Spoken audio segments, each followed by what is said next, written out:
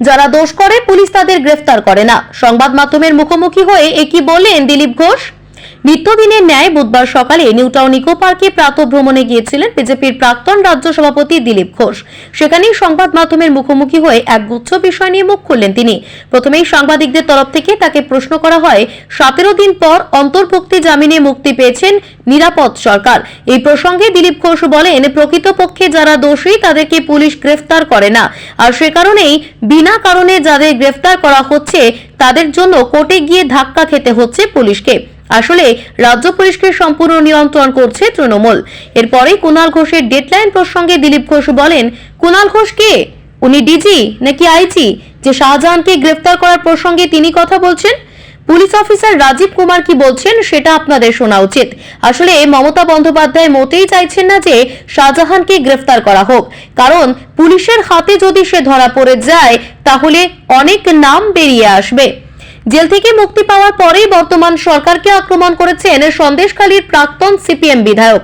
এই প্রসঙ্গে দিলীপ ঘোষ বলেন, তিনি যা বলেছেন আমাদেরও সেটাই মনে হয়। আমাদের মনে হয় শাহজাহানকে যদি গ্রেফতার করা হয় তাহলে অনেক কিছু জেনে যাবেন ইডি আধিকারিকরা। নাম উঠে আসতে পারে মমতা বন্দ্যোপাধ্যায়, অভিষেক বন্দ্যোপাধ্যায়েরও। কলকাতা সহ রাজ্যের বিভিন্ন জায়গায় তল্লাশি অভিযান চালাচ্ছেন ইডি আধিকারিকরা। এই প্রসঙ্গে দিলীপ ঘোষের মতামত, একের পর এক বহু তথ্য বেরিয়ে আসছে, আর সে কারণেই গ্রেফতার হচ্ছেন অনেকেই। হাজার হাজার কোটি টাকার দুর্নীতি হয়েছে। শাহজাহানের ওখান থেকেও বেশ কিছু কাগজপত্র পাওয়া গিয়েছে। তারা কোথায় কোথায় টাকা খাটাতেন সে সবটাই জানা গিয়েছে, কিন্তু এখনো অবধি তাকে গ্রেফতারই করা হয়নি। পুলিশ যাদেরকে ধরার তাদের ধরছে না, যাদের ধরার নয় তাদের ধরছে। লোককে দেখাচ্ছে আমরা অ্যারেস্ট করছি, বিনা কারণে বিনা কাগজপত্র রেডি করে কাউকে অ্যারেস্ট করলে তো এরকমই হবে, ধাক্কা খেতে হবে কোর্টে। তো এই ধরনের পাগলামি চলছে যেটা পুলিশের তরফ থেকে, কারণ টিএমসি পুরো নিয়ন্ত্রণ করছে নিজের লোকেদের বাঁচাবার জন্য, দোষীদের বাঁচাবার জন্য। তাই এই ধরনের ঘটনা বারে বারে হচ্ছে। মানে কুণাল ঘোষ বলার কে? 10 দিনে ধরবে কি 7 দিনে ধরবে? উনি কি পুলিশ অফিসার নাকি? উনি ডিজি না আইজি? রাজীব কুমার বলেছেন কি 7 দিনে ধরে দেবেন?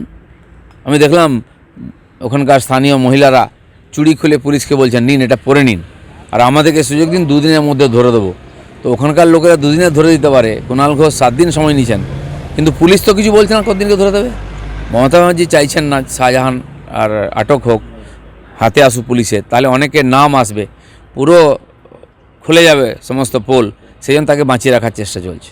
দেখুন, মাননীয় গৃহমন্ত্রী বলেছেন যে যথাসময়ে সিএ লাগু হবে। তিনি আইন এনেছেন, পাশ করিয়েছেন, পুরো তৈরি করেছেন, রুলও তৈরি করেছেন। তার উপরে ভরসা রাখা উচিত। যখন বলেছেন লাগু হবে, এখন কবে লাগু হবে সময় বলে দেবে। আমাদেরও তাই মনে হচ্ছে যে তাদের বাঁচিয়ে রাখার কারণ একটাই, তারা যদি ইডির হাতে যায় তাহলে অনেক কিছু বেরিয়ে আসবে। সেই জন্য যারা এর বিরোধিতা করছেন, প্রতিরোধ করছেন, তাদেরকে বারবার অ্যারেস্ট করা হচ্ছে। নাহলে প্রাক্তন এমএলএকে অ্যারেস্ট করার কোনো কারণ ছিল না। দেখুন, বহু তথ্য বেরোচ্ছে, এই যে যাদেরকে ইডি অ্যারেস্ট করছে তাদের কাছ থেকে তথ্য আসছে। এই যে হাজার হাজার কোটি টাকার যে দুর্নীতি হয়েছে, বহু জায়গায় ছড়িয়ে পড়েছে। শাহজাহানের ওখান থেকে কাগজপত্র পাওয়া গেছে, তার টাকা কোথায় কোথায় খাটতো। তো যারা পার্টির মধ্যে নেই বা যাদেরকে লোকে চেনে না, এরকম বহু লোক এর সঙ্গে যুক্ত আছে। সেই তার টান পড়ছে যখন বেরোচ্ছে, তার কাছ থেকে তথ্য বেরোচ্ছে, সেজন্য এই যে হানা এটা আরও বাড়বে, কারণ যত তথ্য আসবে তার থেকে আরও তথ্য পাওয়া যাবে, আর বহু লোকের মধ্যে যুক্ত হবে।